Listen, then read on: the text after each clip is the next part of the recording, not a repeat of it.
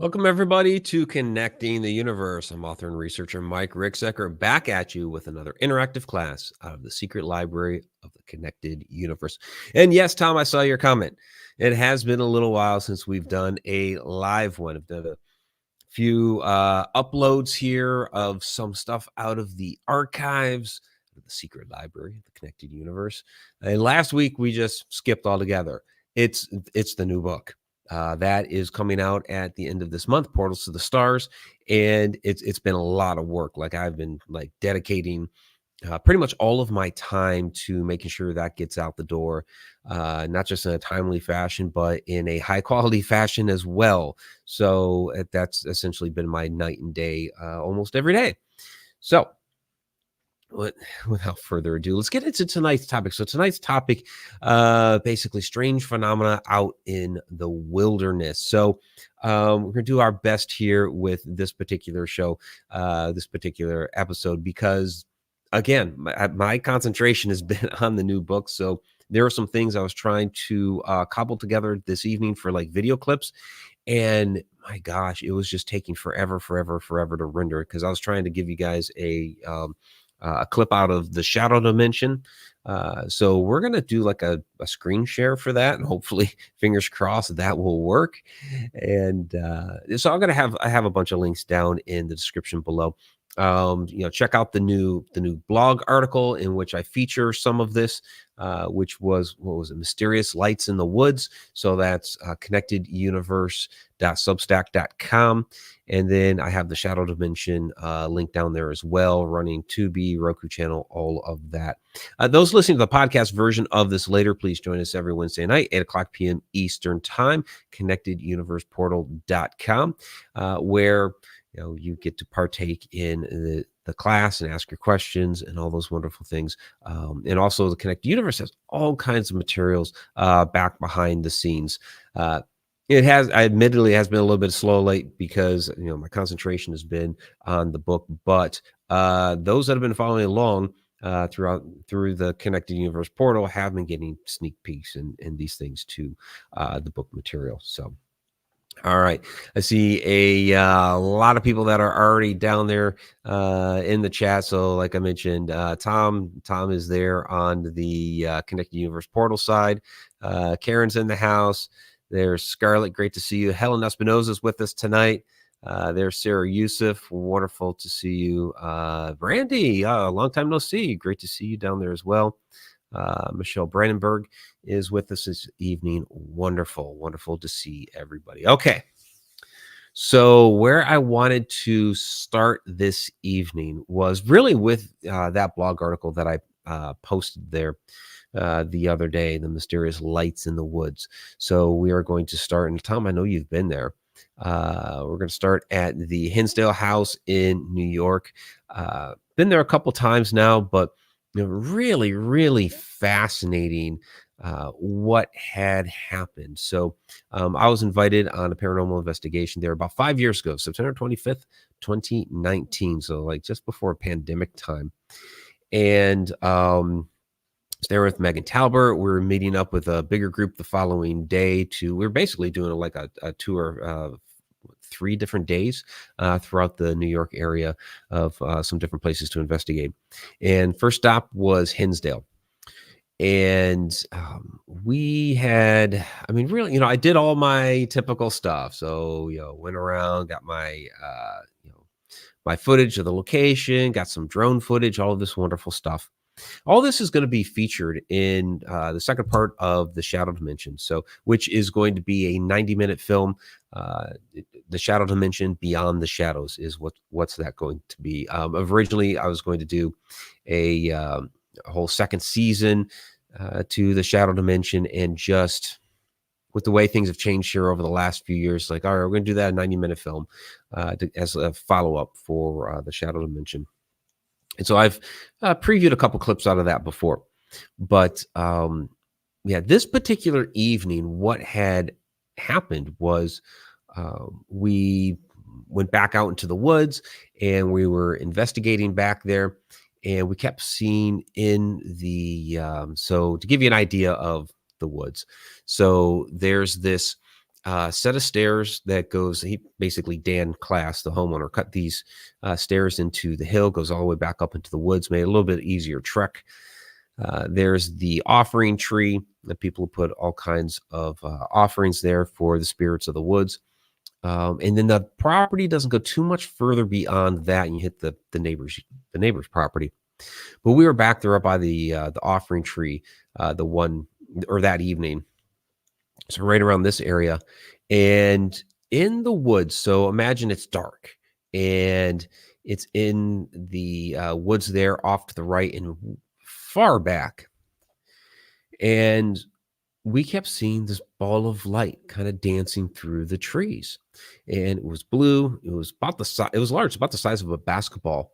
And it kept morphing in and out. Would get like blurry and then would sharpen up and get blurry again. And again, it was kind of all bouncing through the trees. So we're calling out to it, asking for it to come closer, trying to do some sort of interactive stuff.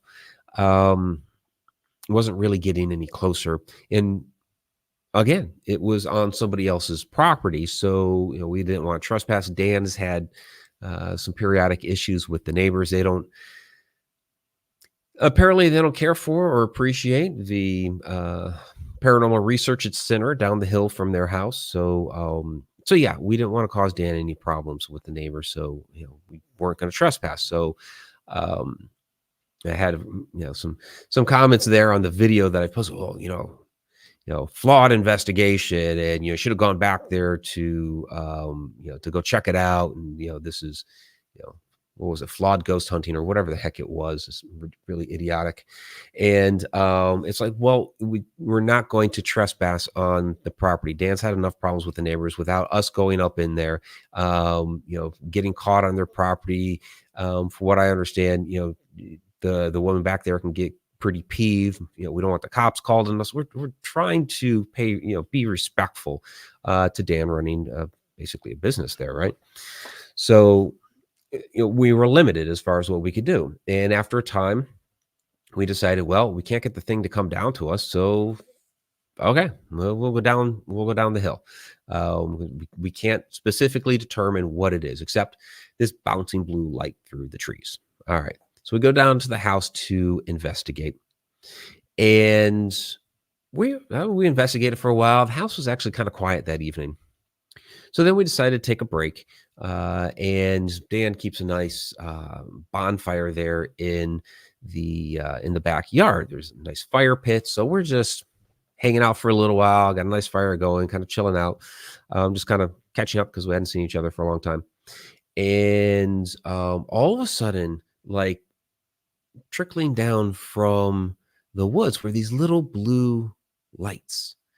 And I got to remember, this is end of September 25th. And they're trickling down. And it's like, what in the world is that? Megan had seen it first because she was the one closest to the woods. I kind of had like the fire in my face. And, she's like, look at that. And I'm like, oh, wow, that's cool. What in the world's that? So, and so basically it was, you had a bunch that were in the air and they were like twinkling. Then you had other ones that were on the ground and they were kind of morphing in and out of existence. So it's like you had a blue light that would glow bright and then it would dim back down and glow back up and glow back. So, getting out the camera, trying to record, and nothing is coming up on the film. It's like, oh my gosh, there's this wonderful thing happening and I can't actually get it on film. Can't take a picture because it's dark. We tried different. She had a full spectrum camera. I had my IR on. I just finally took the camera with just standard mode, full dark, which was nearly impossible. You can barely even see it. It's like almost maybe a 2-second clip of a little blur of a blue light that you can see. So of course we're trying to figure out, okay, is this some sort of bug? What's going on? So we're like down there on our hands and knees with flashlights. And it's like, okay, we see the one on the ground. There were many that were on the ground, but we'd go to one that was on the ground and be like, okay, here's one that's glowing. Put the flashlight on it. We didn't see anything. Here's the thing about the bug idea. And again, comments have come in on this. Well, as a type of firefly. Okay, Well, I'll reiterate for the 100th time that, yes, blue fireflies do exist, but they are primarily in the Carolinas in June. Okay, we were in New York in September. So completely wrong region, completely wrong time of year. So we don't know what they were. Again, we're getting down on our hands and knees, and so it leads to the question of, okay, was this a fairy, or what we would call fairies? I mean, that's once you use. Here's the thing: once you use that word, poof, people are completely turned off. They don't want to hear it because of all the mythology that has been built up behind, what people say, fairies are. I've because of that experience, and because of like even some of my other research into time loss. There are historic stories of the fairy realm where it's essentially like a UFO abduction. Person gets taken into some other dimension, realm, universe, whatever. And when they finally return, they have this whole time loss instance. So we relate this to, okay, the modern connotation of that is like the UFO abductions. Back then, they were talking fairies. In other different points in history, they were talking about other things. So, but once you use that word, people are turned off. They don't want to hear it. It's like, well, okay, I get it, because you try to do any research whatsoever on that, and you get bogged down in all the myth and legend and lore that's been placed on top of it. I mean, you can find books on like the complete fairy social structure, and I've always wondered, okay, so who sat down with the fairies and asked them, so what are your leadership roles, who's in charge of whom, and that sort of thing. It just, yeah, so you kind of wonder about that sort of stuff, where it came from. But within it, there's always a grain and a seed of truth. So I do have, I was able to get this clip together for you guys. So I do have a couple of video clips, and so I'm going to go ahead and play this one. This is actually a sneak peek out of Shadow Dimension. I can't call it season 2 anymore. So Shadow Dimension, Beyond the Shadows. So you got a couple minutes here with this, and this was from that particular evening in 2019, and then the interviews is how long it's been for this thing. The interview segments there with Megan, 2021. So it's been a few years here. Hopefully, I'll finally get this thing out soon. We decided to take a break and just hang out by the fire that we had going behind the house. There's a nice big bonfire area. And so we're just talking and stoking the fire, and all of a sudden, down out of the woods, filtered these little blue lights. I remember just looking over, and it really took me a moment to process it. And there was this, little blue ball of light that was hovering about maybe a foot and a half off the ground. And it just stayed there. Like I'm staring at it, and I think I grabbed your leg because I couldn't even talk. I didn't know what to do. I'm like, I need somebody else to see this. Somewhere in the air, those were kind of twinkling a little bit, little blue twinkles. But then there were some that were down on the ground that would slowly morph into a bright blue light and then dissipate away, and then morph back into a light and dissipate away. I don't know if the night vision's actually picking up on these glows.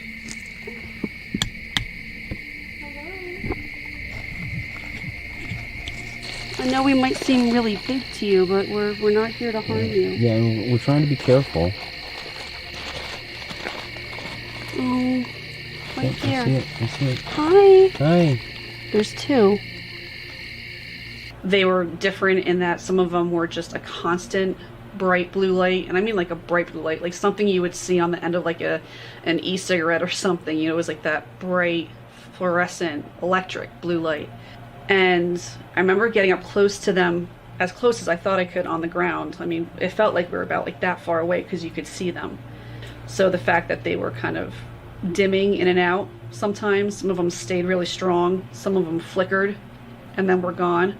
But I've never seen anything else. Yeah. And to this day, so because I had posted that article, that blog article the other day, and Megan had responded to that still to this day she's never seen anything like that in any other paranormal investigation, not just there at the Hinsdale House. And she's gone back to the Hinsdale House a number of different times and still has not experienced that same thing. So so where was Tom? Yeah, Tom also reiterating, Dan told me not to stray too far off the path as well. Yeah, and that's because of the issues with the neighbors. So it's you got to be respectful of other people's property. So yeah, we couldn't go back in there to that large blue ball of light. But we did get that experience down below, which would have been really, those lights came as far down. Okay, just in front of the stairs here, there's a little gravel area. And that's about as far down as they came. And then kind of like the shrubbery and the bushes around that were there at the time. I know it's changed up a little bit since then. And of course, they didn't come anywhere close to the fire. But so one of the ideas was that, okay, were all of those little specks of light, all of those little tiny ones, were they en masse in the giant ball back in the woods? Well, we don't know for sure, but that is one idea, that they all came together like that, and when they came down out of the woods, they split up and divided. There's also the question of, why were the ones in the air like twinkling, like ping, ping, ping, ping, ping, like that, while they were on the ground, it was like this slow morphing in and out. Really kind of interesting the way that worked as well. So if there were, I don't know, say some sort of wings or something like that, did that change the way the light worked in the air? So there's a lot of different questions that we could really ask about this. And so Sarah says, I wonder if those lights would respond to frequency. Lots of fairy lore involves music. I mean, yeah, really, music calls to a lot of different, a lot of different species, whether it's animals, plants, humans, of course.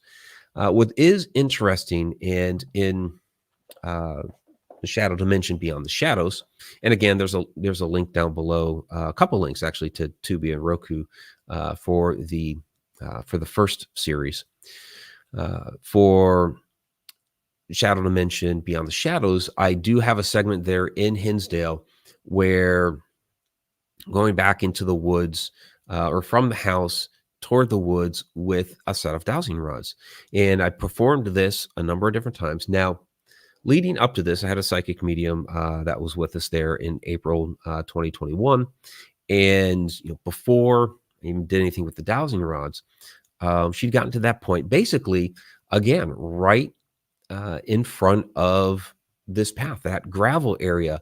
And she was just like, whoa, there's like a major shift in energy here, between, basically the house and the woods. Like, okay, that's interesting.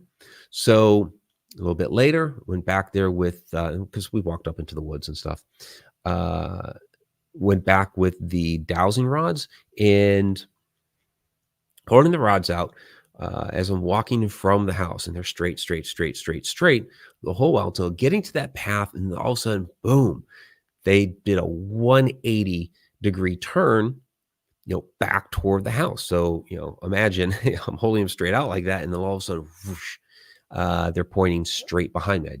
I attempted this a couple of different times, same result both times. So yes, there is a distinct energy shift there between the house and the woods, two different energy fields entirely. So that was really, really interesting. And yeah, I mean, people do talk about that. What goes on there within the house is very, very different than what actually happens out in the woods. For those that remember the sneak peek from that I've shown from Shadow Dimension Beyond the Shadows before, also had paranormal investigator Sean Gilmore on that, talking about where he had seen this almost smacks of, I don't know, like a Wendigo or something, but basically a cryptid sighting where he saw something kind of crouched down with antlers, not a deer or anything, but kind of, almost like humanoid in shape, but actually had antlers on the heads.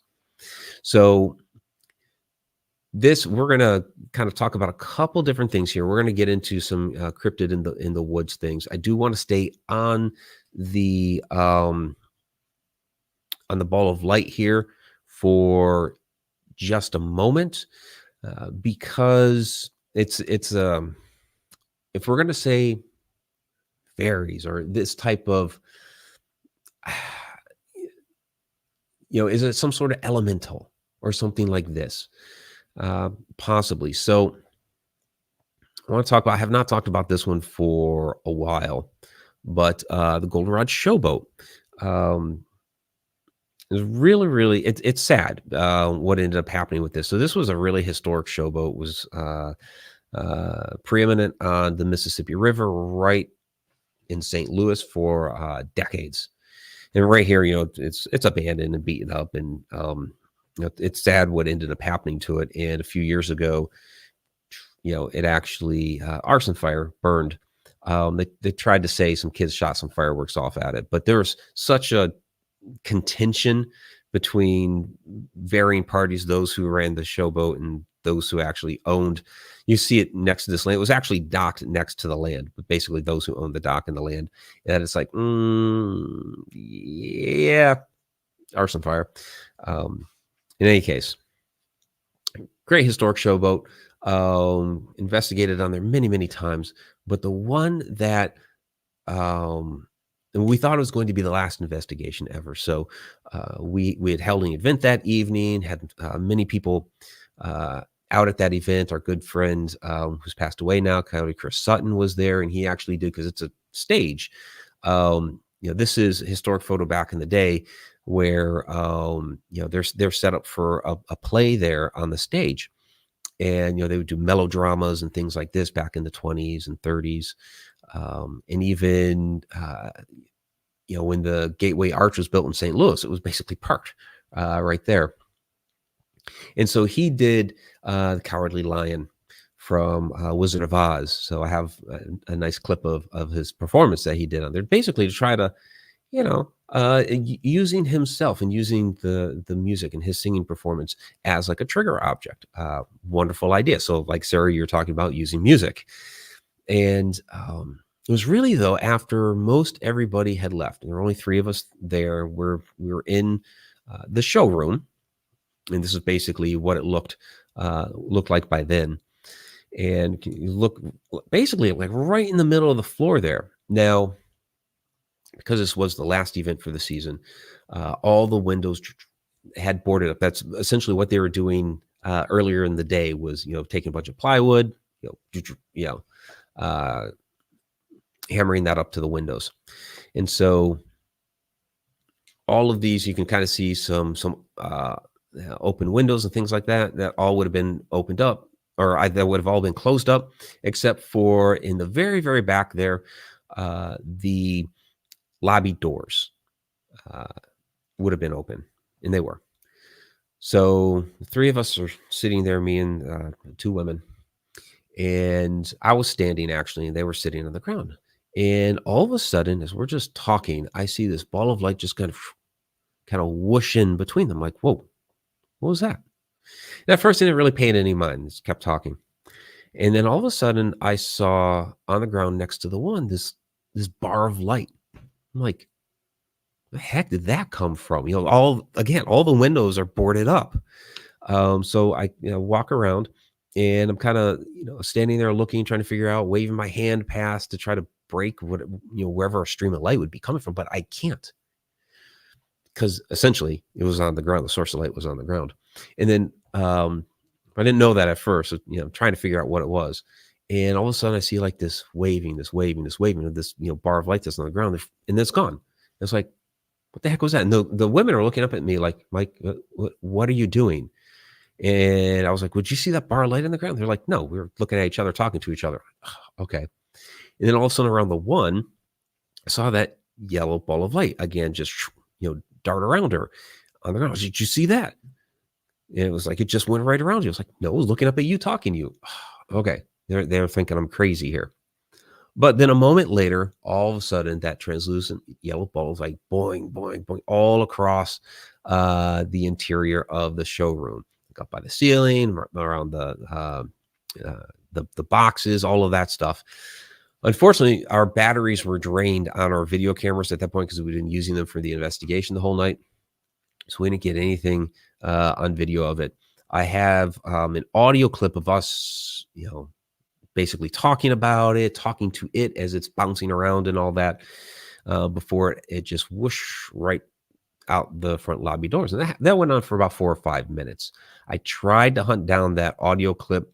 I found a piece of it in an old Friday Night Ghost Frights video, but it was the music on it was a bit loud, so I didn't include that here. And I couldn't find the raw footage of that, unfortunately, because I have on an old hard drive. There's so much stuff on it, but I do have a video clip here of me the following spring, basically kind of doing a short little walkthrough of it. So this is the quality is not good, but here you go.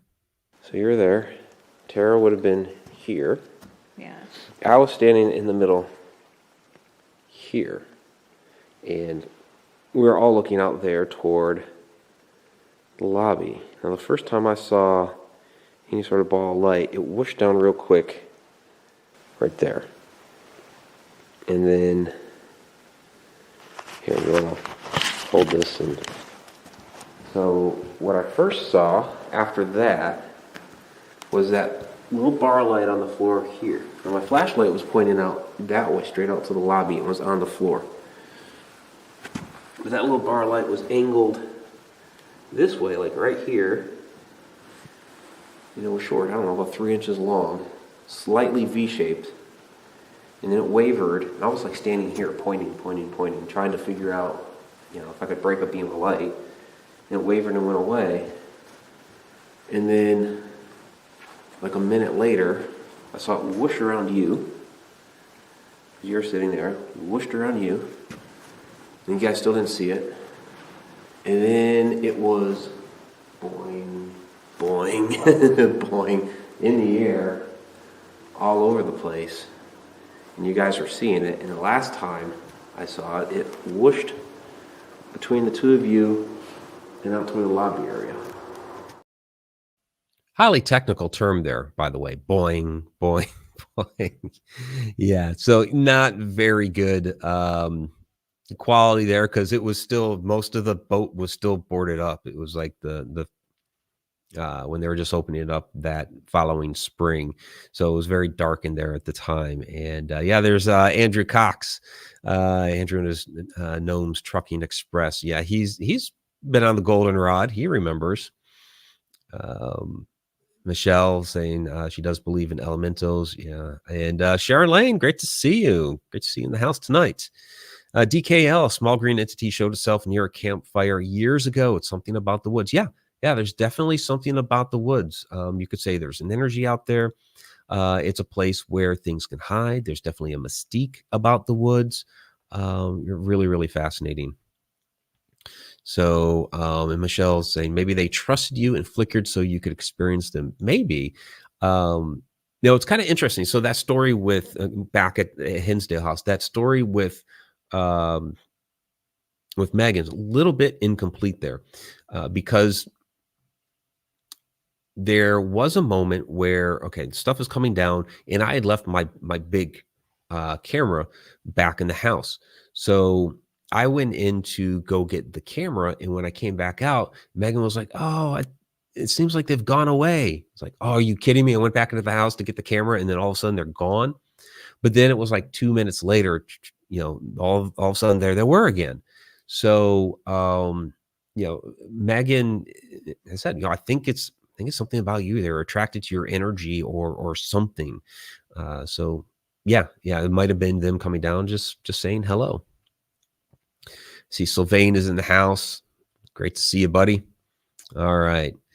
So, hey, Brandon's in the house as well. All right. And Karen say, yeah, they trust you. Yeah, maybe. So, all right. So, a couple more things here about the woods. I'm going to be first to say that I am not a big Sasquatch guy. It has not been a big part of my research. I mean, with Alaska's Mysterious Triangle back there, yes, I had to cover that, of course, because there are all kinds of Bigfoot, Sasquatch, hairy man tails, things like that in Alaska. So I did cover that, but I don't go out into the woods squatching. It's not really what I do. But if I see and experience things out there, then I'm going to wonder what's going on here. I mentioned Sean Gilmore earlier in his experience with whatever the heck had the antlers on his head. But yeah, this is something that's come up here a bit lately. I do have a chapter in my book, my upcoming book, Portals to the Stars, about portals out in the wilderness. We did an episode back during the summer of Connecting the Universe on portals in the wilderness, so be sure to check that out. And so one of the topics was, of course, Sasquatch. Are they using portals to come in and out of our reality here? And so we had also for an Edge of the Rabbit Hole episode, we had Ronnie LeBlanc on, and I featured some of the clips from him in that Portals in the Wilderness. Ronnie has also contributed a piece to the Portals in the Wilderness chapter in Portals to the Stars. So I guess I better throw that up here. And for those listening to the podcast version later, all these videos and photos and everything that I'm throwing up here, come out and check out the video version of this. If not on connecttheuniverseportal.com, you can check it out on the Mike Ricksecker YouTube channel. So yeah, and it's not just necessarily Sasquatch either. We hear about, I mean, it could be, these fairy type entities or whatever the heck they are, these light beings. I tend to, the one on the Goldenrod, I tend to call it a water sprite. What other term are we going to use? We're going to relate it to whatever is in our vernacular, whatever is in the context of our era and time. So, the little, twinkles of light, we might call them fairies, but there might be something else. So they could be using a portal to come in and out of our realm. We've talked many times about, and I also talk about this in the Alaska book, in the upcoming book. I talk about this stuff a lot, guys, where people will be on the path. And David Paulides talks about this in his work in Missing 411. The people will be on the path in the woods, and all of a sudden they hear something off to the side of the path, something rustling in the woods, and they're curious. Okay, what is that? What's going on out there? They'll take 2 steps off the path, and I'm not seeing it. I'm not finding it. They'll turn around and get back on the path, and the path is gone. It's just missing. Like, what the heck happened? Where did it go? Did they step into some sort of portal that took them to maybe another place in the woods, another place in time? We're not sure. I mean, a lot of people just go missing. We never know what happens to them. But some people come back and they relate that sort of story. And it really makes you wonder, what in the world is going on out there in the woods? Are there these different energy sources? And yes, there are. We've talked before about the X points, the Earth's magnetosphere interacting with the solar wind. Well, that doesn't just happen out in space where the X points are, that NASA still doesn't have a predictive model for, even though they've had satellites up there for almost 10 years. There's an interaction between those two forces all the way down to ground level. So yeah, the idea that there are these portals that are opening and closing out in the woods, in the sky. We've talked about Bruce Gernon's story down in the Bermuda Triangle. We've talked all the missing airplanes up in Alaska. So now imagine somebody has, some intelligent being, doesn't necessarily have to be human, some intelligent being has figured out how to harness that, how to control it, and use that to traverse between dimensions, between here and other places in the cosmos, between here and other places on Earth, between here and other points in time. That would be a stargate, by the way. That's the difference between a portal and a stargate. Portal is randomly opening in nature, and you're kind of just passing through it. where a Stargate is something that we're able to control.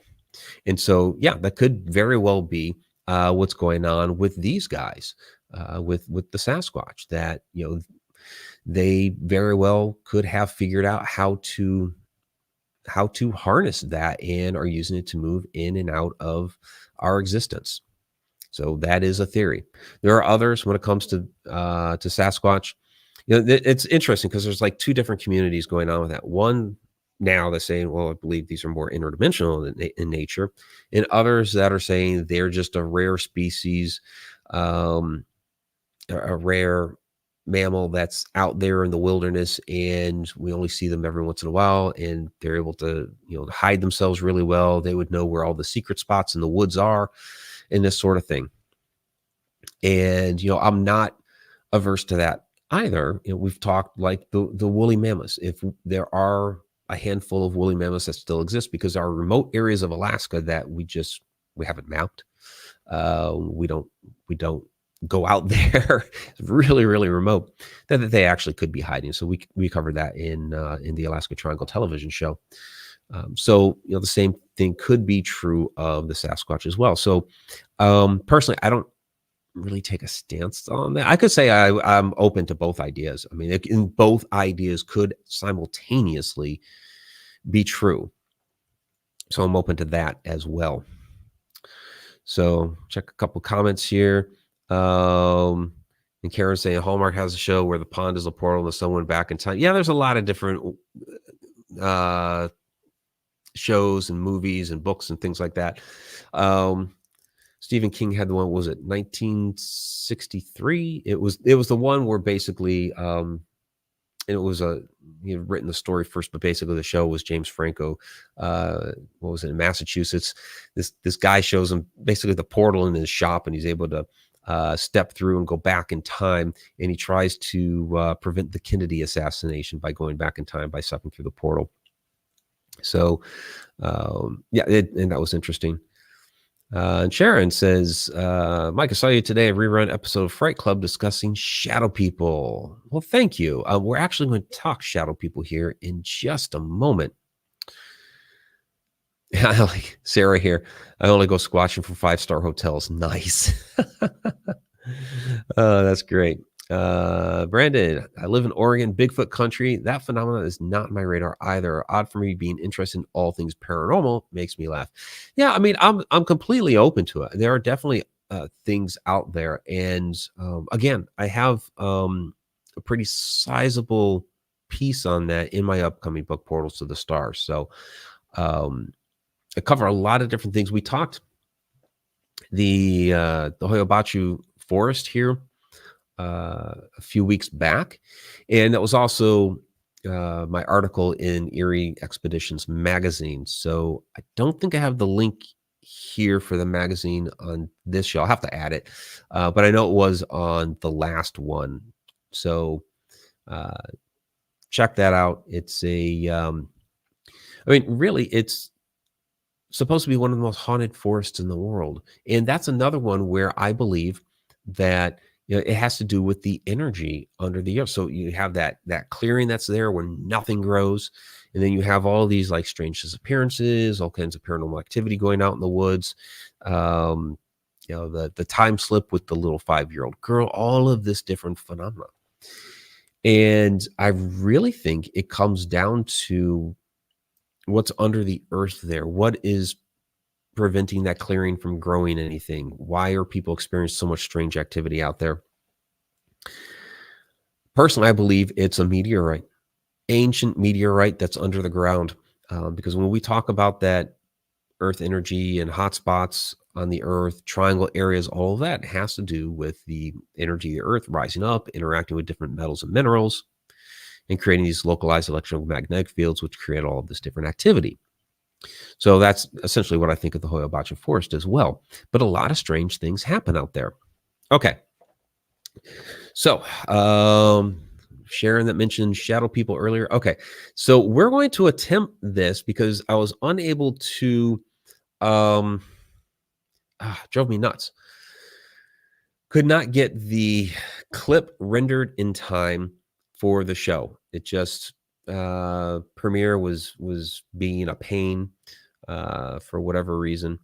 So I'm going to try to do a screen share here. I'm going to run it off of Tubi. And so let's go ahead. So bear with me here. We'll do a share screen. And we'll find a specific window here. So this works. There we go. Okay. I'm going to hit play, and hopefully you can also hear it. Let me know if you don't. But this is essentially my story of shadow people in the woods from about, I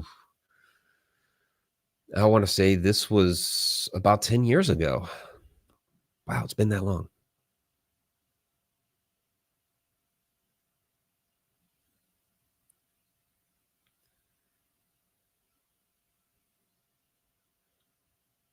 I'm not hearing it. Do you guys hear it?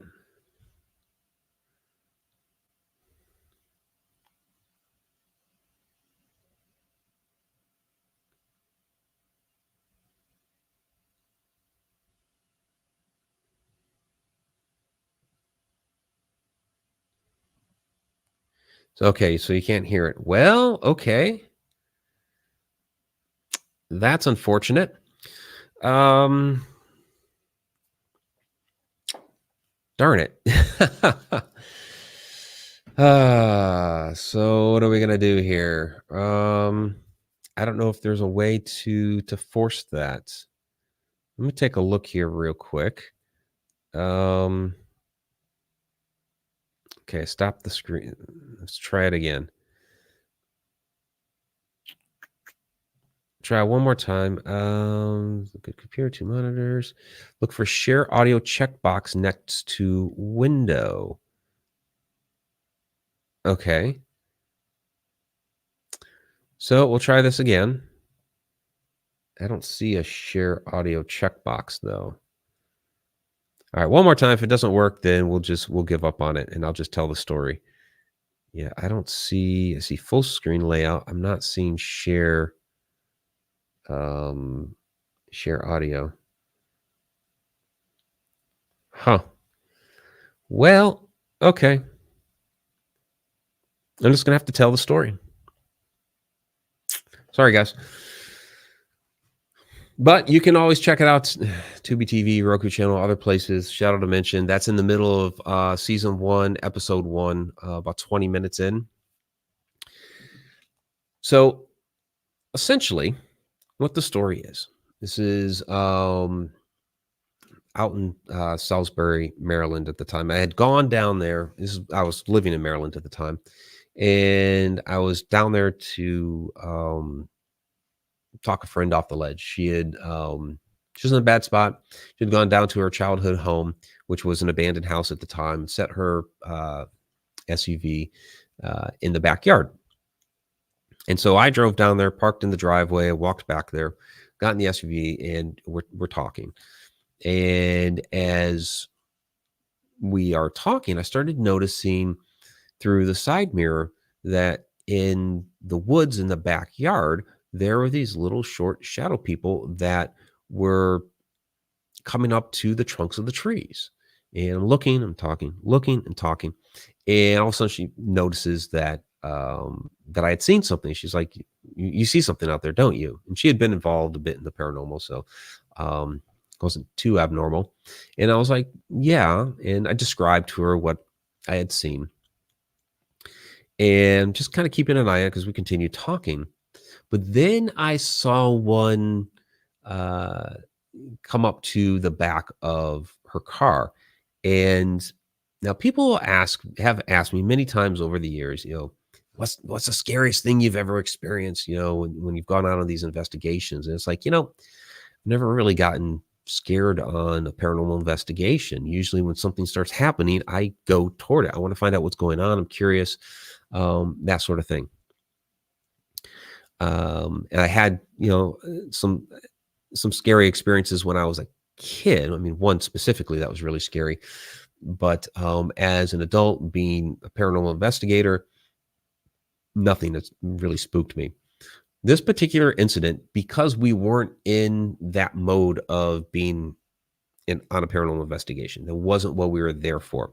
We were there for something personal.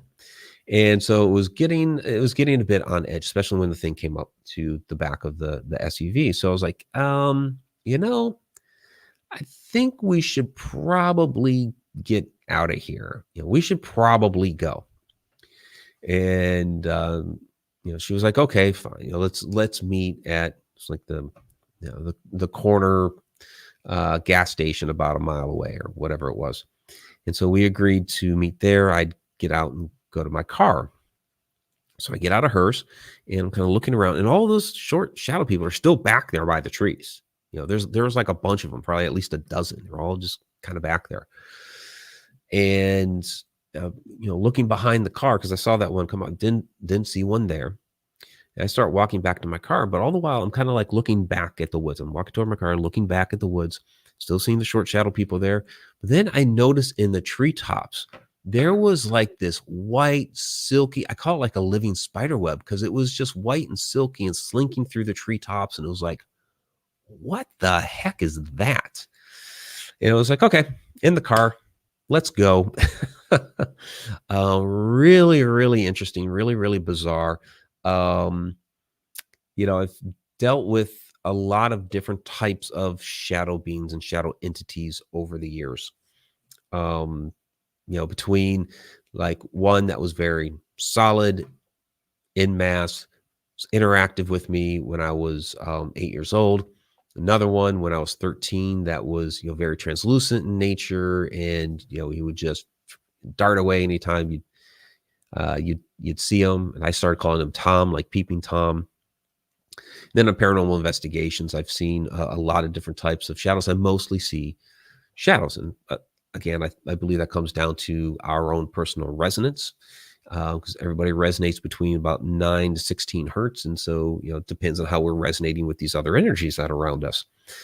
Tom McNicholas down there, he was there the night that, the shadow smoke morphed into the apparition of a little girl. So again, another type of form, the smoky type, but it formed into the apparition of a little girl. So I've seen them do all different types of things. This was a massive number of them. Well, massive, about a dozen in any case. But what the heck was the white slinky thing? Totally bizarre. But again, this is something that occurred out in the woods. This was a more rural area. I've been kind of down the road from the little airport that they have there, and weren't really street lights out there. It was really, really dark back there. So, but yeah, strange things happen out in the woods. So, Tom, they had a net to capture you. Yeah. That's what it was. Sharon, let's see. Always been a seeker of the supernatural, but I've made peace with most things.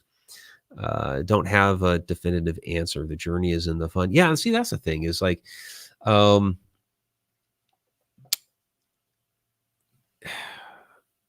I don't think we're going to get all of the answers. These are things that we're going to be talking about and debating about for decades, hundreds of years to come. Some of these things, people have been talking about for millennia. When we talk shadow people, that's, my book, A Walk in the Shadows. I have a section in there on, the world history of shadow people. And you find stories dating back thousands of years of these beings, of these entities in different forms. They might have different names depending on the culture. There might be a little legend and lore behind it depending on the culture, but they're all talking about the same thing. When you actually just go through the description of it, they're all talking about the same thing. Really, that during the spiritualism movement, the 1800s, that's when they kind of became known as shadow people. That's when the name started being tossed around, was back then, so 150 years ago or so. And interesting case there, Madame de Esperance, who was a rather well-known physical medium at the time. And she talked about, I found a fascinating article that featured her. And she talked about when she grew up in her childhood home, there were both ghosts and shadow people. And she was afraid of the ghosts and would find peace and harmony in the shadow people. So, like when she'd see a ghost, she would run and try to find her shadow people friends. But when she got older, got married, moved out, that sort of thing, was in a new house that also had shadow people in it. Well, these were different shadow people. They weren't the same ones from when she was a little girl. These were different ones. And these new ones that were in this other house, she really didn't like. They did not have as good of an energy as the shadow people that she experienced when she was a child. So yeah, they can be all different kinds of beings, entities. And I kind of break that down in that particular book. They could be a human spirit that hasn't fully manifested as an apparition. They could be an interdimensional being. They could be an extraterrestrial. They could be an astral projection. They could be a light being, and you're just only seeing the shadow part of it. Ancient Egypt talk about the different parts of the soul. One of those being the shadow part. Same with a lot of Native American beliefs, where depending on the tribe, a lot of them have that idea of multiple different parts of the soul, and shadow being a part of that. So yeah, we can trace this back to all different kinds of cultures and all different kinds of ideas of who and what they are. And I think they are a lot of different things. So, and some of them, yes, are out in the woods and can be very, very creepy. Now, I really wanted to show that clip because there's a great piece of artwork by my friend Adam Tillery, who did the art for the book, that where he shows the tree trunks and he shows the shadow beings under the next to the tree trunks, and he shows the white silky thing, the living spider web slinking through the treetops. So yeah. All right. So Sarah, do you think something was trying to manifest? Okay. Which event? I talked about a number of different things here. So, yeah. Tom, did you ever listen to the audio from Mineral Springs? Yeah, it's kind of us talking. I didn't really catch like an EVP or anything there. I know you said you heard something. It's been a while since I've listened to that clip though. So that you got from Dustin. But that was a really fascinating moment with that little girl. I talk about that one all the time. So, and then Scarlett says, yeah, true, but you get to the point where you would like some answers so we can move forward and learn new phenomena. Yeah, true enough. So I guess what I'll say with that, I think we do learn little bits and pieces, but I think there's something bigger going on here in the grand scheme that's really beyond us at the moment. Because if you think about it, the way that our universe is constructed, we have up to 11 hyperspatial dimensions. We live in the fourth, 0 through 4. So we're familiar with 5 different dimensions. Our consciousness is on the fourth. Then you have 3-dimensional objects, 2-dimensional planes, a 1-dimensional line, and then the controversial one, which is a 0-dimension point. All those we're open to. That makes us fascinating beings because we are multidimensional, in which our 4th dimensional consciousness is inside our 3rd dimensional body. But all those other ones, 5th, 6th, 7th, 8th, they're beyond us. If we were walking around in the 5th dimension, we would have complete access to time, because time is essentially where our consciousness is on the 4th dimension. And so would all the other ones. So it's there are aspects of the universe, properties of the universe there that we just can't really grasp. We have some fantastic imaginations, and we try to imagine what that would be like. You look at the movie Interstellar, where at the end of the movie, they used basically a 3-dimensional model in there to see, how do I want to put this? So the beings in the 5th dimension built a 4th dimensional tesseract so that Cooper could interact with his daughter's bedroom on a 3-dimensional level. It's just, the 4th dimension was time, and he's trying to find the right moment in time to deliver a message. But it was 5th dimensional beings that had built all of that. So, just trying to get your head around that little bit and to think that there are even more and more dimensions beyond that. So that's why I think it'll be harder. It'll be hard for us to grasp it all. We do figure out little tidbits here and there. Different variety of different people come up with different theories, and some of them just seem to click. So, so I think we're getting there on a little bit. All right. So, and yeah, Sharon, I agree with this.